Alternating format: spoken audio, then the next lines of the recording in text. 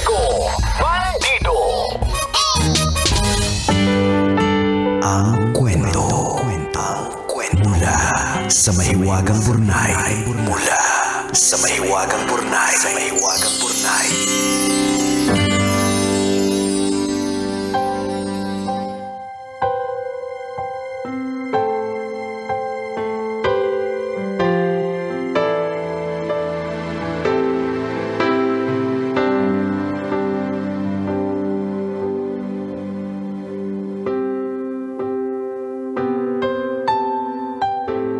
Dear kumikinang na tambalan, Nicole and Jeko. Magandang araw po sa inyo at ako po si Chuck, isang OFW na kasalukuyang nagtatrabaho bilang isang finance manager dito sa London. Uy! Ay, friend, Chuck! Friend! Ngayon Chuck! ko lang nagparamdam. Ito naman si Chuck nang gugulat. Ikaw na nagsabi na. Oh. May pa... Ano ba naman yan? Lalong, kanina kakakanta ko lang ng London Bridge is Falling Down. Naalala kita. Ayan, oo nga, Chuck! Chuck. It's been a while. I know, right? Anyways, magdadalawang taon na po ako sa aking trabaho ngayon darating na September. Sumulat po ako para humingi ng payo. Nahihirapan po kasi ako sa trabaho ko. Pakiramdam ko po ay sobra-sobra na ang workload. Sunod-sunod ang mga projects na halos walang pahinga, bukod pa sa mga regular kong gawain. May mga gawain din na sobrang komplikado, yung tipong nakakapagpakabog na ng dibdib sa sobrang stress. Kadalasan din po akong itinatapon sa mga proyekto para sa improvement ng buong finance department kahit ako mismo nahihirapan sa sarili kong mga trabaho. Dahil po dito sobrang overwhelmed na po ako. Araw-araw bumabangon ako ng matamlay. Dati po passionate ako sa trabaho ko pero lately nawawala na po ang drive ko sa work. Palagi akong kinakabahan at halos hindi na ako mapakali. Nawalan na rin po ako ng gana sa mga bagay na dati kong kinahihiligan tulad ng pag-exercise. Palagi na lang trabaho ang nasa isip ko. Ramdam ko ang matinding burnout. Nasabi ko naman po ito sa boss ko pero sa kasamaang palad, hindi naman po ako natulungan. Dumating na po ako sa puntong iniisip ko nang mag-resign. Kaya lang, hindi po kaya ma-turn off ang recruiters sa employment history ko kung aalis ako matapos ang 2 taon pa lang. Baka po isipin nila wala akong loyalty or job hopper ako.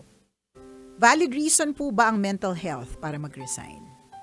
Kung itutuloy ko naman po ang resignation, baka naman hindi agad ako makahanap ng bagong trabaho. Ang taas po kasi ng cost of living dito kaya hindi talaga pwedeng mawala ng trabaho. Kung makakahanap naman ako ng bagong work, baka hindi kasing taas ng kasalukuyang sweldo ko. At baka din hindi finance-related yung malipatan ko. Sa ngayon po ay taos-puso ako nananalangin na gabayan ako ng Diyos sa magiging desisyon ko. Payuhan niyo naman po ako kung ano sa tingin ninyo ang marapat kong gawin.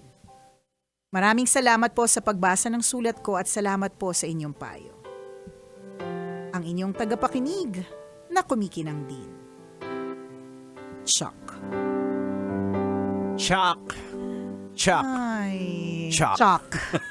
Alam mo, huli kong nakarinig ng ganyang klaseng kwento, nag-resign na siya. Oo, kakilala nyo, di ba? Yung nawala ng passion, nawala ng drive, it's very, very, kailangan ba English? Nawala yung fire. Oo, na ganon. dati mahal na mahal mo, gustong-gusto mong gawin. Tama. Feeling ko, palagay ko lang, yung mga ganitong klaseng feeling na kailangan laging may fire, para sa mga bata. It could be. Hindi kasi wala pa akong kilalang yung ka-age natin na nandito na parang, alam ba, yung kaedad ko na naghahanap pa rin ng fire, parang totoo, magpaparenting 46 ka na.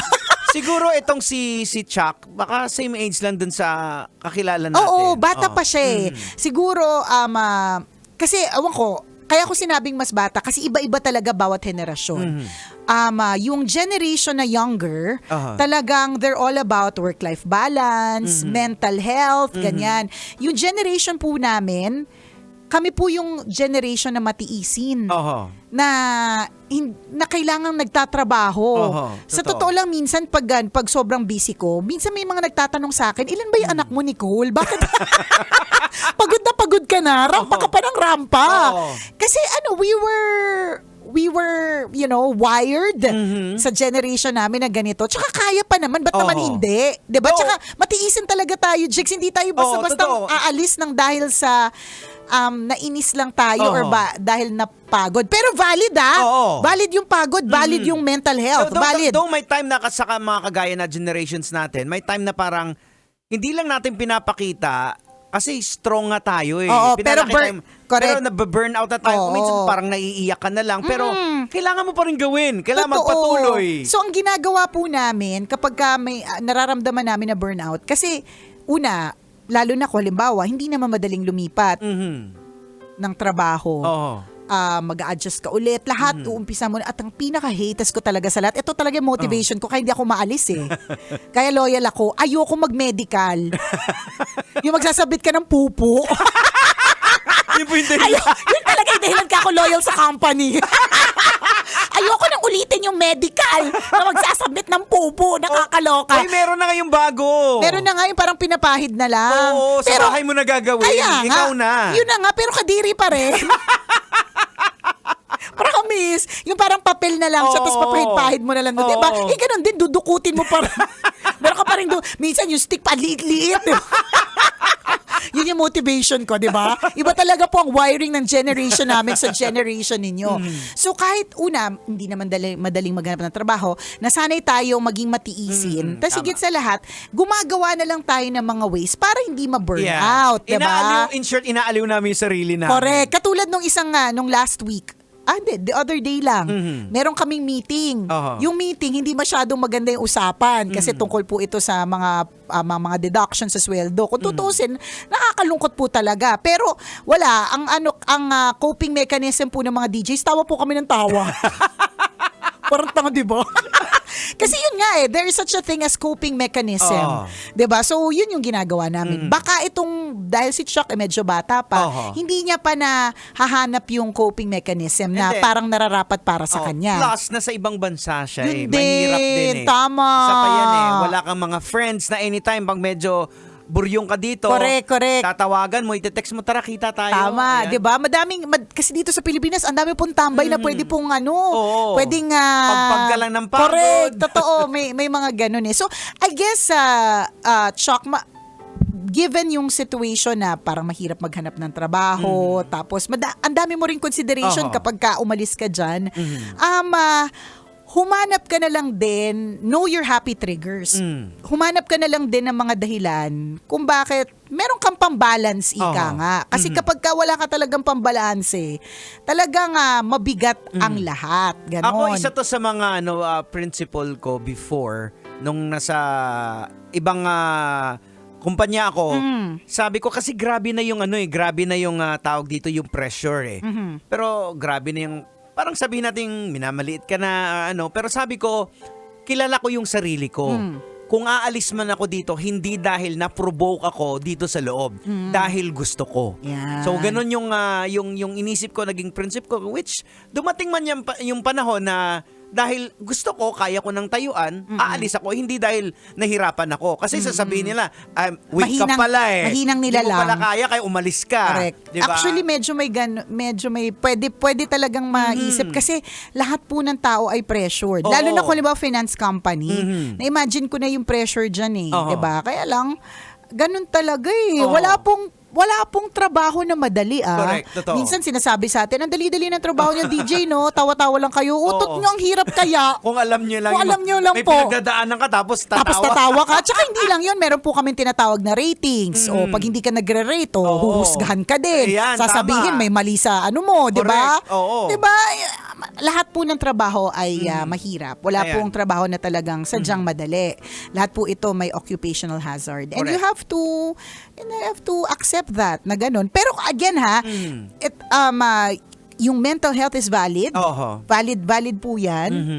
lalo na sa inyong generation, Yes. feeling ko talagang pagtutuunan natin ng pansin. Maaari din naman sa generation natin, kaya lang again, nasanay lang talaga tayo na matiisin talaga tayo. Oo. Tsaka kinakaya, strong, kinakaya, di ba? Ayan. It worked for us eh. If it doesn't work for you, then wag mo ding ipilit. Oo, basta marunong kang mag-divert. Like, halimbawa, Tama. ako, pag nakakaramdam ako ng burnout sa trabaho, stress ako, maghahanap ako ng series sa Netflix. So, Yes. alam na ni Mrs. yan na, oy, medyo stress to kasi Nanonood na na. ako. Para yung utak ko nandoon sa series, wala doon sa nagpapa-stress sa akin. So, pag nakakapag-relax na yun, balik na naman. Parang na-refresh ka lang. Correct. At yun nga eh, Na-defrag ka lang. isipin mo ha, yung paraan ng pagde-defrag ni distress at pagtanggal ng burnout ni Jegs is not even expensive. Kasi magkano na lang ang monthly na Netflix. Oo. Monthly mo pa siyang binabayaran. So, ibig sabihin, it doesn't take much. Hanapin mo yung happy trigger mo. Correct. Kasi it's not all about work. Tandaan mo ha, pag ikaw nagkasakit ng dahil sa stress mo sa Totoo. work, papalitan ka din. Oo. 'Di ba? Ayan, pwede mo namang gawing happy trigger mo yung tambalan. Yan, pwede. Diba? At pag lumago ka na at lumaki ka ng dyan, Oh, edi wag mo kami kakalimutan.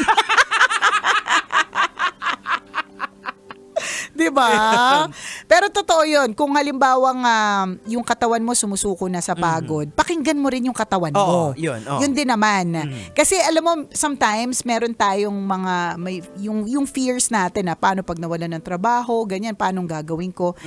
The Lord will provide. Yes, exactly. Totoo. Alam mo yun, parang you just really have to submit it to Him na, Lord, talagang yung katawan ko, bawa ikaw, Chuck, sasabihin mo kay Lord, Lord, yung katawan ko hindi na talaga kinakaya. Oo. Tinanong ko na yung boss ko kung anong pwedeng magawa, hindi niya ako natulungan. Siguro si boss parang, hindi, lahat naman ng tao dito ganyan eh. Oo. Or talagang, ikaw yung magaling, so mas madami naman talagang binibigay sa'yo. So, kumbaga, ganyan, wala nang matulong, edi pwede talaga kung halimbawa tinatawag na ng utak mo tsaka ng katawan mo na magpahinga ka na at mag-resign, pwede mo namang gawin talaga yun, Correct. lalakasan mo lang yung loob mo, and definitely dito mo rin makikita yung grace ni God na hindi ka rin niya exactly. papabayaan Tama. na maaaring ito din talaga yung way, yung pagiging burnout mo, magiging way para mailipat ka sa mas maganda. Hindi natin masasabi, you just really have to decide on it. Alam mo, totoo yan ha, yung ipag-pray mo yung sarili mo na napapagod ka na.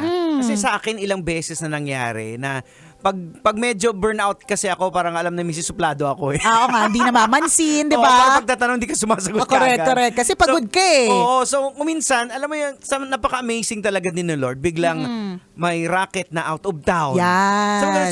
So nakakapag-relax ka. Tama. Narumakit ka. Oo. Oo. Ay, isa sa mga maalala ko dati na isa sa mga blessing ni Lord, yung yung somewhere in Batangas na tinawag sa akin ni Boss Ivan na dahil walang tao na nagkasakit ata si Totoy. Na naalala mo yun na hindi mo na ako makakasama. Ayan, so sabi ko during that time parang burnout na ako, tapos biglang tumawag, tapos sige, diretso ka dun sa Batangas. Tapos may extra pa na yun yung talaga mga blessing ni Lord. Yes. Kaya importante talaga you pray for yourself, di ba? Sabihin mo kay Lord, mag-open up ka kay Lord, Lord. Lord, hindi ko carry ha. Oo. Carry mo na ako. Ayan. 'Di ba? Sabi nila ikaw daw yung Lord ng mga pagsubok. Tama. Oh. Hindi ko na carry, so carry me na. Ayan. Ganon yung Oo. sasabihin mo. Hindi, totoo. God's grace, it's there. His providence is Oo. there. Ang nanay ko, all her life lagi, lalo na pinapalaki niya kami, lagi siyang kulang sa pera. Pero lagi niya sinasabi Napupunan. lagi niya sinasabi na God provides. Laging meron. Yung Correct. akala mong walang-wala na, akala mo lugmok na, Oo. biglang may utang na binayaran sa'yo na hindi mo ina-expect. diba? O kaya checking biglang ibinigay na nakalimutan mo na. Oo. Diba? O kaya nga, yan nga, yung biglang additional na income na hindi mo ina-expect. Diba? So, Ayan. pwede rin naman, Chuck, sa totoo lang, Oo. kung talagang hindi na kaya ng katawang lupa mo. Diba? Syempre, mahirap din naman pero kalmahan mo lang. Pwede ka rin namang mag-explore ng options. Aha. Pero kalma-kalma lang. Hindi mo Ayan. naman kailangan mag-resign bukas. Correct. Kawawa din naman yung company iiwan mo, lalong-lalo na kung ang dami mong ginagawa.